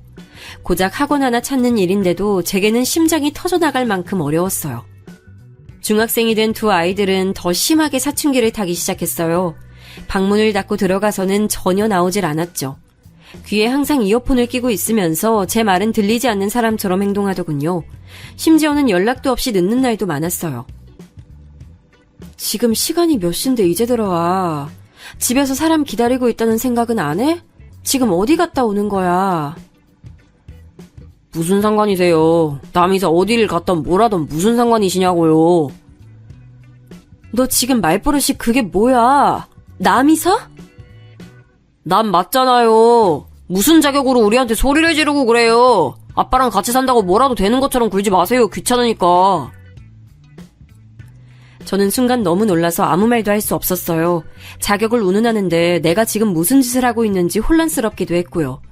하지만 남편이 그러더라고요. 아이들 먹이고 입히고 가르치는데 더 이상의 무슨 자격이 필요하냐고 말이죠. 그 말에 저는 용기를 얻어서 아이들과 진심으로 부딪히기 시작했어요. 쉬운 일은 아무것도 없었죠. 제가 아무리 가까이 다가가고 싶어도 아이들은 곁을 주지 않았어요. 큰애는 아예 입을 다물고 있었고 작은 애는 툭하면 화를 내면서 진짜 엄마도 아니면서 흉내내지 말란 말을 막 했죠. 그 소리를 들을 때마다 아무도 모르는 곳에 가서 혼자 울고 싶은 마음은 굴뚝 같았어요. 하지만 아이들 앞에선 전혀 내색하지 않았어요. 오히려 더 뻔뻔하게 아이들에게 다가갔죠. 저는 사춘기를 핑계 삼아 버릇없이 구는 건 용서하지 않았어요. 잘못을 했으면 그에 합당한 대가를 치러야 한다고 말했어요. 용돈 삭감은 기본이었죠. 당연히 반발감은 심했죠. 심지어는 제 지갑에 손을 대기도 했고요. 저는 그럴 때마다 용돈을 압수하거나 아이들이 아끼는 걸 하나씩 빼앗곤 진심으로 잘못을 뉘우칠 때까지 돌려주지 않았어요. 아이들이 어떻게 생각하든 상관없이요. 어느 날 이혼 서류만 던지고 나갔던 아이들의 친모가 우리 앞에 나타났어요. 머리부터 발끝까지 명품을 잔뜩 걸친 여자는 다짜고짜 아이들을 만나게 해달라고 했죠. 남편은 불같이 화를 내면서 절대 반대를 외쳤어요. 저 역시도 그렇게 하고 싶었고요. 하지만 어린 시절 아이들은 어떻게 생각할지 모르잖아요. 겉으로 표현한 적은 없지만 혹시나 엄마를 그리워한 건 아닐까 그런 생각이 들었죠. 저는 흥분한 남편을 다독이며 아이들에게 의견을 물어보자고 했어요. 아이들도 처음엔 난감한 표정을 지었어요. 갑자기 나타난 엄마가 자신들을 보고 싶어 한다는데 당황하지 않을 아이들이 어디 있겠어요. 그럼에도 두 아이들은 친모를 만나고 싶다고 하더군요. 속은 상했지만 저는 친모를 향한 마음 때문에 저에게 더 벽을 세우고 밀어내지 않길 바랄 뿐이었습니다. 친모와 만나고 들어온 날 아이들의 얼굴은 그 어느 때보다도 밝아 보였어요. 남편은 못마땅한 얼굴로 재밌는 시간을 보냈냐고 물었어요. 진짜 그런 경험 처음이었어요. 아빠 그거 알아요? 백화점 VIP는 매장을 돌아다닐 필요도 없다는 거. 가만히 있는데 사람들이 우르르 들어와서는 마음에 드는 거 보라고 우리 앞에서 패션쇼도 하던데요? 그게 뭐가 신기해? 난 아직 들어오지도 않은 게임기 그거 주면서 해보라고 하는 게 더 재밌었는데? 주방에서 신난 아이들의 목소리를 듣고 있던 저는 불안한 마음이 들었어요. 혹시나 엄마하고 살겠다고 하면 어떻게 하나 그 생각만으로 머리가 터질 것 같았죠. 남편은 아이들이 좋아하는 모습을 보니 차마 다른 말도 못하고 그냥 듣고만 있었어요. 저는 조용히 곁에 앉아서 사과를 깎기 시작했죠. 근데 엄마가 자기랑 살지 않겠냐고 물어보던데? 갑작스러운 작은애의 말에 깜짝 놀란 저는 순간 칼을 놓치고 말았어요. 깊게 베인 건 아니지만 금방 손에서 피가 흘렀죠. 남편과 아이들의 깜짝 놀란 얼굴로 저를 쳐다보더군요. 저는 괜찮다고 말하며 과일을 챙겨 주방으로 도망쳤어요. 손은 하나도 아프지 않았어요. 오히려 우려하던 일이 벌어졌다는 사실에 마음이 답답했죠. 자꾸만 눈가가 화끈거렸어요. 그날 이후로 친모는 자주 아이들을 찾아왔어요. 학교에서 기다리다가 애들을 데려가고는 딸랑 문자 하나만 보내더군요. 저는 아무것도 할 수가 없었어요. 마음 같아서는 아이들을 휘두르지 말라고 하고 싶었지만 다녀올 때마다 행복해하는 아이들의 얼굴을 보면서 속으로 참아야만 했죠. 아이들이 무슨 생각을 하고 있는지 알 수 없다는 점이 제게는 더 불안하게 다가왔어요. 그렇게 아슬아슬한 관계가 이어지는 것도 한 달이 됐나 갑자기 친모에게서 만나자는 연락이 왔어요. 아이들이 어떤 환경에서 살고 있는지 보고 싶다면서 집으로 오겠다고 하는 걸 저는 밖에서 만나자고 했죠. 아이들한테 들었는지 모르겠지만 앞으로 내가 데리고 살려고요. 아이들도 그렇게 하겠다고 하고. 거기다 난 충분히 아이들한테 그쪽보단 완벽한 환경 제공할 능력도 있거든요. 사실 쥐꼬리만한 월급으로 애들한테 뭘 해줄 수 있겠어요. 그 문제라면 애들 아빠하고 이야기하세요. 저 불러서 하실 말씀은 아닌 것 같아요. 그 사람이랑 무슨 대화를 한다고. 그리고 막말로 그쪽도 내가 애들 데려가면 좋은 거 아니야? 어차피 남의 자식인데 신경만 잔뜩 쓰이고 스트레스 받지. 그러니까 나한테 줘요 애들. 저는 마치 애들을 물건처럼 대하는 친모의 말투에 화가 났어요. 애들 키우면서 스트레스 받는 것은 부모라면 다 겪는 일인데 그게 계모라서 힘들고 친모라서 괜찮은 것은 아니라는 생각이 들었어요. 저는 아이들이 원하지 않는 일은 절대 할 생각이 없다고 말하면서 자리를 박차고 나와버렸죠. 집에 들어온 저는 막 씻고 나온 아이들과 마주쳤어요. 저는 흥분을 가라앉히려고 애쓰면서 아이들에게 물었죠. 너희도 엄마랑 살고 싶어? 아빠랑 나랑 말고 엄마랑 살고 싶어? 아이들은 무슨 소리를 하느냐는 듯이 저를 바라보더니 엄마를 만났냐고 묻더군요. 저는 다시 한번 아이들에게 물었어요. 우리가 엄마한테 갔으면 좋겠다고 생각하시잖아요. 저희만 없으면 아빠랑 두 분이서 좋은 거 아니에요? 어떻게 그런 말을 해? 내가 너희를 보내고 싶어 한다고? 아니에요? 그렇잖아요. 남의 자식 키우면서 사는 게 뭐 좋은 일이라고. 저는 누군가에게 머리를 세게 맞은 기분이 들었어요. 그동안 아이들에게 최선을 다했다고 생각했는데 아이들의 입에서 남의 자식이란 말이 나올 것이라고는 상상도 못했거든요. 저는 그날 밤 잠을 잘 수 없었어요. 다음날 친모를 만나러 간 아이들이 늦은 시간이 되도록 돌아오지 않았어요. 늦어도 9시면 들어왔는데 11시가 넘도록 소식이 없었죠. 저는 몇 번이고 전화기를 들었다 놨다를 반복하면서 현관 주변을 맴돌았어요. 12시가 돼서야 비밀번호를 누르는 소리와 함께 아이들이 들어왔어요. 저는 안도의 한숨을 내쉬면서 잘 다녀왔냐고 물었죠. 그런데 아이들 반응이 너무 이상했어요. 굳은 얼굴이 마치 화가 난 것처럼 보이기도 했어요. 아이들은 아무런 대답도 없이 그대로 방으로 들어갔죠. 그렇게 늦게 들어온 이후 아이들은 친모를 만나러 가지 않았어요. 무슨 일이 있느냐고 물었지만 역시나 대답은 없었죠. 남편이 야근으로 늦는다고 해서 오랜만에 새 식구가 저녁을 먹게 됐어요. 식기가 부딪히는 소리를 제외하곤 조용했죠.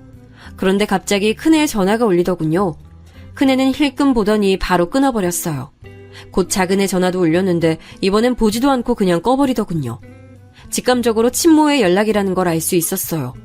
갑자기 왜 친모의 전화를 피하는지 저는 알 길이 없어 답답했죠. 식사를 마치고 설거지를 하는데 친모에게서 전화가 왔어요. 애들 지금 집에 있지? 당신이 애들한테 나랑 만나지 말라고 했어? 잔뜩 화가 난 그 여자는 영문을 알 수 없는 소리를 하며 소리를 지르더군요. 도둑년, 내 아들이야, 내 거라고! 근데 네가 뭔데 버티는 거야? 당장 내놔, 내 아들 달란 말이야! 친모는 입에 담기도 힘들 욕설을 퍼붓기 시작하는데 저도 참기가 어렵더군요. 다 포기하고 이혼 서류 남기고 가신 건 아이들 포기한 거나 마찬가지 아니에요? 이제 와서 양육권이라뇨. 말이 되는 소리를 하세요. 내 자식 내가 키우겠다잖아. 그리고 옛날 이야기하는데 당신이라고 다를 것 같아? 내 상황이면 당신도 마찬가지야. 내 몸 하나 지키는 것도 힘든데 애들이 무슨 소용이야? 난 당신과 달라요. 내 몸 편하면 자식 생각이 나고 불편하면 아이들 버리는 게 무슨 엄마예요? 제가 울컥한 나머지 한창 따지는데 큰애가 오더니 전화기를 확 빼앗아서는 끊어버리더라고요. 너무 놀란 제가 움직이지도 못하고 서 있자 아이는 제게 전화기를 돌려주며 절대 전화도 받지 말고 찾아와도 만나지 말라고 하더군요. 이번에야말로 무슨 일이 있었는지 꼭 들어야겠다는 생각이 들었어요. 결국 작은애가 담담하게 이야기를 하더군요. 그냥 우리 왜 두고 갔는지 물었을 뿐이에요. 저는 하늘이 노랗게 변하는 기분이 들었어요. 뭐라고 들었냐고 물었더니 키우는 게 너무 힘들어서 버리고 도망갔다고 고백했다며 담담하게 말을 했죠. 저는 친모라는 사람을 용서할 수가 없었어요. 어떻게 애들한테 그런 말을 양심 고백이란 말 아래 할 수 있는지 이해가 되지 않았죠. 그렇게 했으면서 아이들을 데리고 살겠다고 이야기하다니 뻔뻔스러운 것도 정도가 있어야지 이건 너무하다 싶더라고요. 급기야 남편은 친모와는 이야기가 되지 않는다며 아이들의 외가를 찾았어요. 그런데 그쪽에서는 오히려 아이들을 전혀 원하지 않는다고 했다는 거예요. 순간 정신이 아득해지는 기분이었죠. 만약 아이들이 이 사실도 모르고 외가로 갔었을 장면을 상상하니 피가 거꾸로 솟았습니다. 남편은 친모를 확실하게 단속해달라고 말하고 돌아왔죠. 그날 이후 친모는 한 번도 아이들 앞에 나타나지 않았어요. 아이들도 딱히 친모에 관한 이야기를 하지 않았고요. 그러던 어느 날 늦은 시간에도 아이들에게서 연락이 없었어요.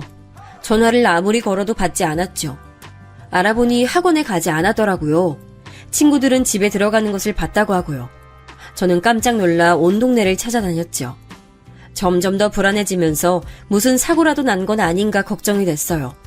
그러다 혹시 친모가 데려간 건 아닐까 싶은 생각도 들었죠.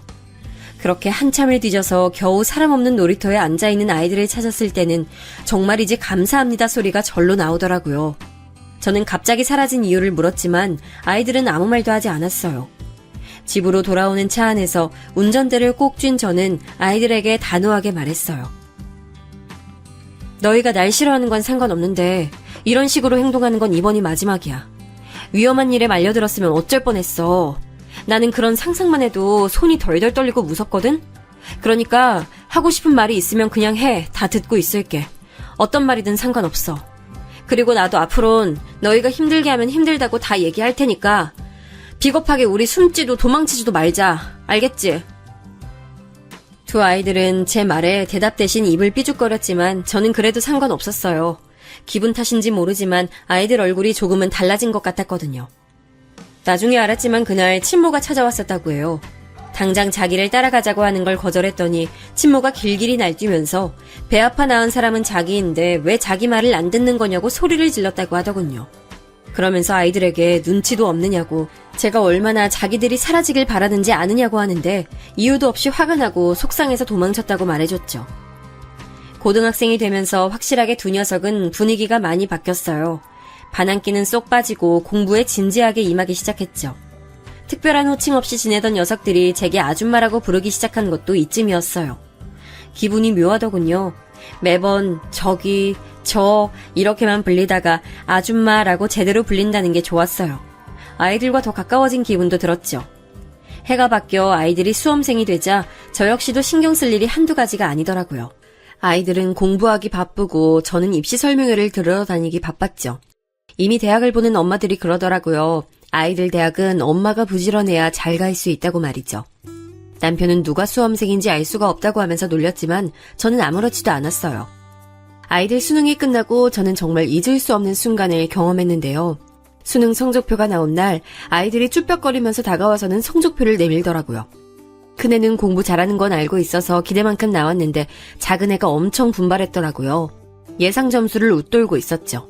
이대로라면 상향 지원을 해도 될 정도였어요. 저는 너무 축하한다고 두 아이들에게 말했어요. 아이들은 자기들끼리 눈빛을 교환하더니 자세를 반듯하게 세우곤 제게 말을 했죠. 엄마가 끝까지 도와주셔서 그래요. 정말 감사드립니다.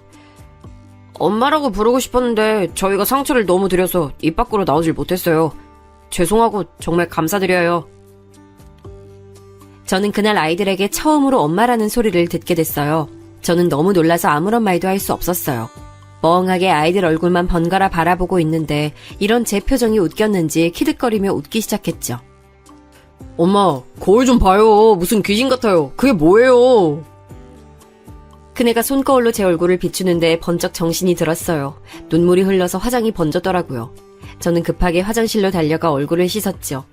아들들은 제 반응에 재미를 붙였는지 그날 하루 종일 엄마를 부르면서 저를 따라다녔어요. 그때마다 눈물이 터지려고 해서 혼났죠. 저는 아이들에게 다 큰 녀석들이 징그럽게 왜 이러냐고 했지만 사실은 너무 기뻐서 계속 불러줬으면 좋겠다는 생각이 들었어요. 한 번 물꼬를 튼 엄마라는 소리가 이제는 자연스러워질 때쯤 남편에게 물었어요. 왜 처음에 모든 걸 제게 맡겼는지 말이죠. 가장 많은 시간을 함께 보내는 사람들이 서로 부딪히고 이야기하고 해야지. 중간에서 내가 나서면 오히려 서로 진심을 알아가는데 더 많은 시간을 보냈을 거야. 어쩌면 지금처럼의 관계는 만들 수 없었을지도 모르고. 남편의 말이 묵직하게 다가왔어요. 남편은 무엇보다도 저라는 사람을 믿었기에 가능했다고 말했어요. 괜히 코끝이 찡해졌죠. 아이들의 진짜 엄마가 되고 나서 아들들은 저에게 종종 데이트를 청했어요. 남편은 쏙 빼고 셋이서만 나갔다 오는 일도 많았죠. 훤칠하게 자란 아이들의 팔짱을 끼고 나가서는 영화도 보고 전시회를 다니기도 했어요. 대화도 많아졌고요. 재미있게도 아이들은 제게 자신들의 연애도 숨기지 않고 말하더라고요. 저는 그 어린 아이들이 이렇게 자라서 연애도 하는가 싶어 기분이 묘했어요. 세월 앞에 장사 없다는 말처럼 시간은 정말 빨리 흘렀어요. 아이들은 군대를 다녀오고 대학을 졸업했죠. 군대 가는 날에 제가 얼마나 울었는지 아이들이 부끄럽다고 남편더러 빨리 저 좀 데리고 가라고 할 정도였죠. 부대에서 아이들 물건이 도착했을 때도 마찬가지였어요. 군대에서 잘 지내고 있는지 걱정이 태산 같았는데 편지를 받고 나니 눈물이 터져 나오더라고요. 그때의 편지는 아직도 간직하고 있습니다. 대학 졸업 후 큰애는 건설회사에 입사했고 작은애는 자동차 회사에 입사했어요. 이름만 들으면 다 안다는 회사에 나란히 말이죠. 남들은 취준생 몇 년씩 한다는데 우리 아이들은 그런 것도 없이 단박에 졸업과 동시에 취직을 했습니다. 동네 사람들은 저만 보면 아들을 어떻게 키웠냐고 부러워했고 저 역시 어깨에 힘이 들어가더라고요. 남편과 저는 이제 아이들 장가만 보내면 끝이라고 하면서 둘만의 노후 계획을 세웠어요. 정년 퇴직 이후에 뭘 할까 이야기하는데 아들들이 정색하면서 분가는 안 할 거라고 하더라고요. 무슨 말도 안 되는 소리를 하느냐면서 결혼하면 독립은 당연하다고 했죠. 큰애가 엄마 아빠를 모시고 살고 싶다고 말하자 작은애도 덩달아 나서서는 같이 살 것이라고 말했죠. 요즘 누가 시집살이 한다고 해. 다 싫다고 하지. 그리고 엄마도 며느리 둘 모시고 못 산다. 이러다 손주 태어나면 다 나더러 보라고 할 거 아니야. 나 못해. 절대 안 해. 두 아들들도 절대 양보할 수 없다고 팽팽하게 맞섰어요. 저는 호언장담하는 아이들이 귀엽기만 했어요. 그러던 어느 날 큰애가 집에 여자친구를 데려오고 싶다고 하더군요. 그동안 한 번도 이런 일이 없었던 터라 괜히 제가 더 긴장됐죠. 결혼하고 싶은 사람이냐고 물었더니 고개를 끄덕이더라고요. 저는 날짜와 시간을 정해서 알려달라고 담담한 척 말했지만 속으론 입 밖으로 심장이 튀어나올 것 같았어요. 처음 인사하러 온다는데 어떤 걸 준비해야 할까, 메뉴는 뭐가 좋을까 머릿속이 복잡했죠. 지인들도 한두 마디씩 거들어주면서 첫 인사 자리를 어떻게 하면 되는지 알려줬어요. 그런데 그중 한 친구가 조심스럽게 제게 말을 꺼냈죠. 너희 집 사정은 말했대? 재혼 가정이란 거. 그래도 알리는 게 맞지 않을까? 순간 들뜬 제 마음이 순식간에 가라앉았죠. 아들이 여자친구를 데려온다는 사실만 생각했지 우리가 재혼 가정이라는 건 아예 잊고 있었더라고요. 저는 급하게 큰애에게 물었어요. 혹시 재혼 가정이란 말 했느냐고 말이죠. 큰애는 왜 그걸 이야기해야 하느냐고 오히려 묻더라고요. 혹시나 그쪽 집에서 좋지 않게 생각할 수도 있잖아. 어른들 중에 그런 거 따지시는 분들 많아. 그러니까 여자친구한테도 이야기해줘. 재혼 가정이 왜요? 뭐가 문제인데요? 엄마가 어때서? 우리 엄마인데 다른 사람들이 뭐라고 하든 무슨 상관이에요? 큰애는 평상시엔 얌전하고 차분한데 한 번씩 이렇게 고집을 부릴 때는 감당하기 어려울 정도라 저는 심호흡을 하고 어떻게 이야기를 납득시켜야 하나 고민이 됐어요. 옆에서 듣고 있던 작은애도 덩달아 뭐가 문제인지 모르겠다고 하더라고요. 저는 두 아이들을 바라보면서 누군가에게 잘못이 있는 게 아니라 재혼 가정은 결핍이 있다고 생각하는 어른들이 있을 수 있다고 말했죠. 아이들은 더 이해가 안 간다는 얼굴을 하면서 고개를 절레절레 흔들었어요. 누군간 그렇게 생각할 수도 있다는 거야. 난 너희들에게 최선을 다했고 너희는 나한테 그 이상의 기쁨을 줬지. 그래서 난 단 한 번도 너희가 내 아들이 아니라는 생각 한 적 없어. 그런데 세상 사람들은 그렇게 보지 않을 거란 말이야. 어떻게 해도 난 계모일 뿐이지. 큰애는 우선 이야기는 해보겠지만 이걸 문제 삼는다면 자신은 결혼하지 않을 것이라고 분명히 이야기했죠. 작은애는 끝까지 이해할 수 없다는 말만 반복했고요. 저는 그런 두 아이들을 보면서 그런 마음을 먹은 사람은 아니길 바랬어요. 큰애가 여자친구를 데려오겠다고 한 날 저는 긴장으로 흥건해진 손을 몇 번이고 닦아야 했습니다. 곧 벨이 울리고 참한 아가씨와 함께 큰애가 들어왔죠. 처음 인사하는데 너무 예쁘더라고요. 제가 차를 즐기신다고 들었다면서 수줍게 닭이 세트를 내밀면서 초대 감사하다고 말하는데 마음에 쏙 들었죠. 저는 잘 왔다고 선물 너무 고맙다고 말하곤 식사부터 권했어요. 식탁에서도 저는 아가씨에게서 눈을 뗄 수가 없었습니다. 젓가락질도 얼마나 잘하는지 나무랄 곳이 한 군데도 없었어요. 작은애는 손님 얼굴에 구멍 뚫리기 일보 직전이라고 하면서 그만 좀 쳐다보라고 핀잔을 줬죠. 저는 너무 예쁜 아가씨라서 저절로 시선이 갔다고 말했더니 부끄러워하면서도 감사하단 말을 빼놓지 않더라고요. 저는 일단 속으로 100점을 외쳤습니다. 큰애 여자친구를 마음에 들어한 건 저뿐만이 아니었어요. 남편도 조용하지만 강단 있어 보인다고 칭찬이었죠. 작은애는 밖에서 따로 본 적이 있는데 고집으로는 형을 이길 수 있는 사람이라고 말해줬어요. 저는 더 그 애가 마음에 들었죠. 여자친구를 데려다주고 온 큰애에게 저는 결혼은 언제 할 계획이냐고 물었어요. 큰애는 당장은 아니라고 하면서도 빨리 결혼하고 싶기는 하다고 말했죠. 저는 여자도 같은 생각이라면 상견례 날짜를 잡아서 인사부터 하자고 했어요. 큰애는 의논해보겠다고 했죠. 상견례 날짜는 의외로 빨리 다가왔어요. 긴장되는 마음으로 약속 장소로 향했죠. 아이들이 예약한 음식점은 조용하면서도 깔끔해 보였어요. 저희가 약속 시간보다 일찍 도착해서 자리를 잡고 앉았죠. 남편은 너무 긴장한 것 같다고 청심환이라도 하나 먹어야 될 것 같다며 걱정스럽게 저를 바라봤어요. 큰애도 얼굴색이 많이 창백하다고 걱정했죠. 저는 놀란 마음에 거울을 봤지만 별다른 점을 느낄 수 없었어요. 괜찮다고 말하면서 문 쪽을 자꾸 힐끔거렸어요. 약속 시간을 5분 정도 넘기고 나서야 문이 열리면서 사돈될 분들이 들어오셨죠. 바깥 사돈 자리에 앉으신 분은 정중하게 늦어서 죄송하다고 말씀하셨어요. 저희는 괜찮다고 하면서 서로 이야기를 주고받기 시작했어요. 안사돈 되실 분은 바깥 사돈과는 다르게 말도 빠르고 거침없이 이야기를 하신다는 느낌이었어요. 식사 시간 동안에는 별다른 말 없이 부드럽게 지나갔죠. 문제는 디저트를 먹는 상태에서 벌어졌어요. 신혼살림 이야기가 나왔는데 큰애 여자친구가 집에다 저희와 함께 산다고 말을 했다더라고요. 당황한 쪽은 저희였죠. 저는 분명 분가하라고 말했는데 이게 무슨 일인가 싶었죠. 저는 함께 살 생각 없다고 말하면서 분가를 시킬 예정이라고 했어요. 하지만 눈치 없이 큰애는 적어도 3년은 부모님을 모시고 살고 싶다고 말하더라고요. 여자친구도 동의한 문제라고 하면서 말이죠. 저는 예비사돈 눈치가 보이기 시작했어요. 신혼인데 뭐하러 어른들이랑 같이 살아. 너희들끼리 알콩달콩 지내는 게 더 좋지. 안 그렇습니까? 틀린 말씀은 아니신데 그래도 애들이 어른들 모시고 산다고 그러면 전 반대할 뜻은 없습니다. 바꿔 싸돈 되실 분이 갑자기 찬성을 하고 나서서니 저도 할 말은 없더라고요. 안 싸돈 되실 분은 웃으시면서 자신도 딱히 반대할 이유는 없다고 말했죠. 그리고는 제게 물어볼 것이 있다고 하더군요. 저는 편하게 말씀하시라고 했어요. 딸아이가 이야기하던데 재혼 가정이시라고요? 사돈께서 두 아들을 키우신 계모라고 하던데 그런가요? 그네가 움찔하는 것이 바로 곁에서 느껴졌죠. 저는 식탁 아래로 아들의 손을 꼭 잡아주고는 솔직하게 말씀드렸어요. 그럼 더 다행이네요. 네? 계모라고 하시니 더 안심돼서요. 설마 계모시면서 시집살이 시키실 건 아니죠? 저는 말문이 턱하고 막혔어요. 남편도 자리가 불편한지 헛기침을 했죠. 큰애는 가만히 주먹을 쥐더니 이야기를 듣고 있었고요. 바깥사돈 되실 분이 가만히 있으라고 손짓을 했지만 안사돈 되실 분은 거침없이 말을 이어갔어요.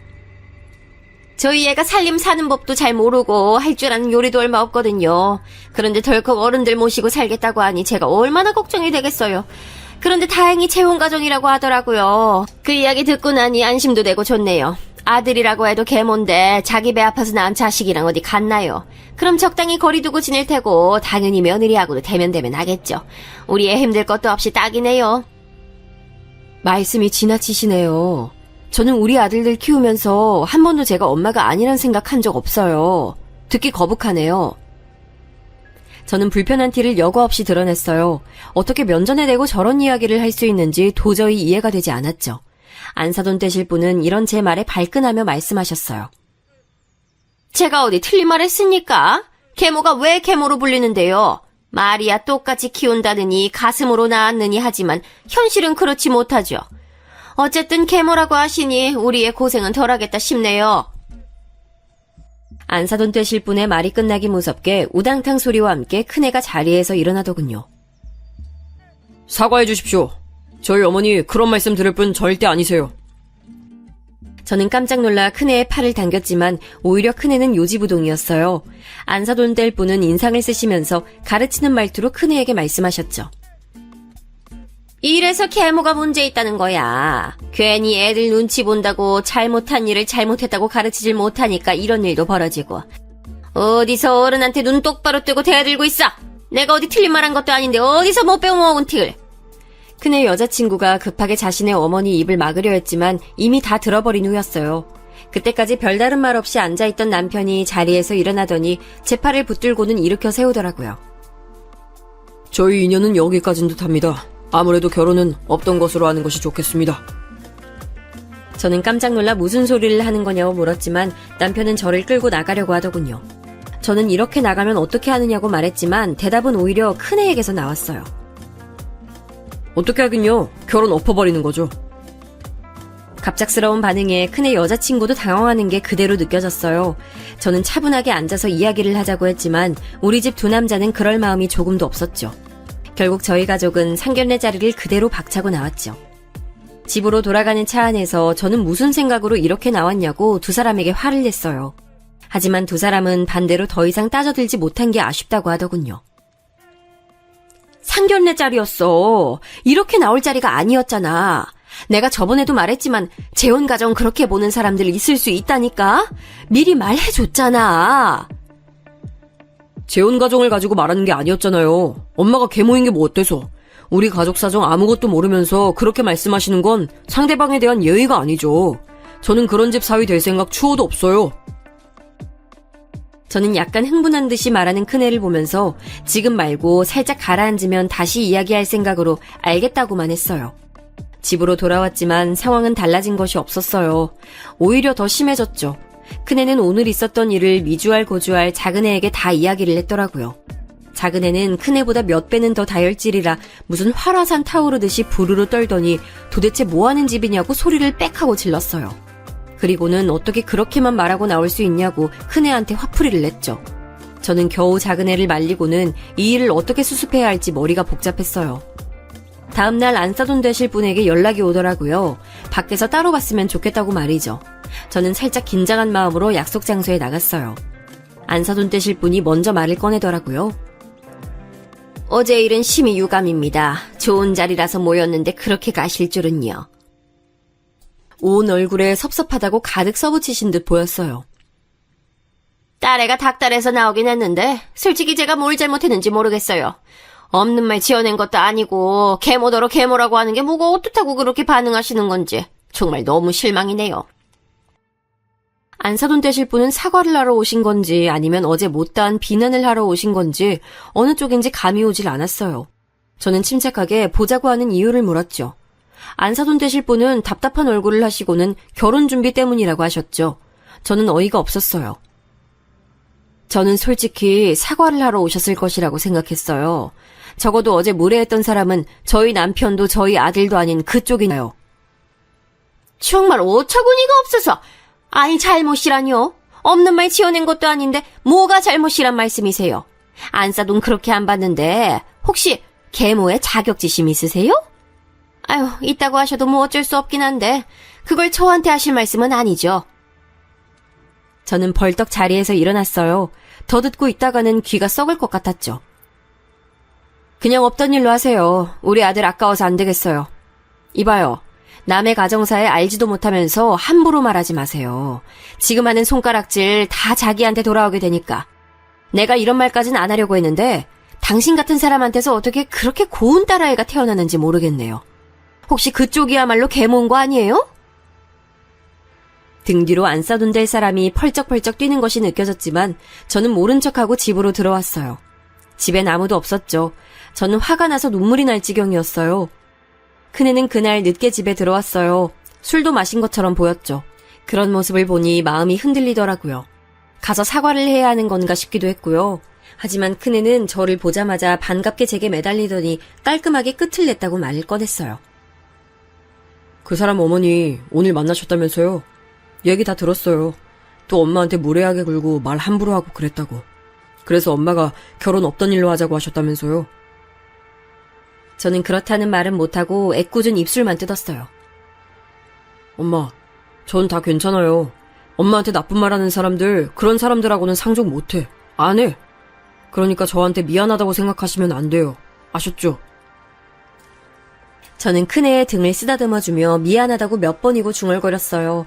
다음날 큰애는 평소와 조금도 다를 바 없는 얼굴로 출근 준비를 하고 있었어요. 다른 가족들도 마찬가지였고요. 저는 마음이 불편했지만 내색하지 않으려고 했어요. 밤새 고민을 했지만 결국 저는 아들의 의견을 따르기로 마음먹었습니다. 여기서 제가 나서서 사과를 한다고 과연 이 결혼이 정상적으로 유지가 될 수 있겠는가 싶었죠. 그렇게 저희는 이 일을 잊고 있었습니다. 몇 년의 시간이 흐르고 사람마다 인연은 다 있는 모양인지 큰애도 작은애도 자기 짝을 만나 결혼했습니다. 착하고 부지런한 아이들이 며느리로 들어왔죠. 죽어도 한 집에서 살아야 한다는 아들 녀석들 때문에 저희 가족은 3층 빌라를 구입해서 살고 있어요. 각자 단독주택처럼 입구는 따로 있지만 서로 집에는 쉽게 오갈 수 있도록 만들었죠. 평소엔 각자 생활했지만 주말만큼은 가족끼리 모여서 밥을 먹기도 하고 단체로 캠핑을 가기도 했어요. 얼마 전에는 큰며느리에게 좋은 일도 찾아왔어요. 10개월만 지나면 제가 할머니가 된다고 알려줬죠. 가족들은 다 함께 기뻐하면서 부모가 되는 큰애 내외를 축하해줬죠. 지금도 저와 며느리들은 셋이서 종종 외출을 하는데요. 아들들이 자기들은 빼놓고 논다고 질투가 엄청납니다. 덕분에 많이 웃으면서 살고 있지요. 앞으로도 이대로만 지낼 수 있으면 좋겠다 싶네요.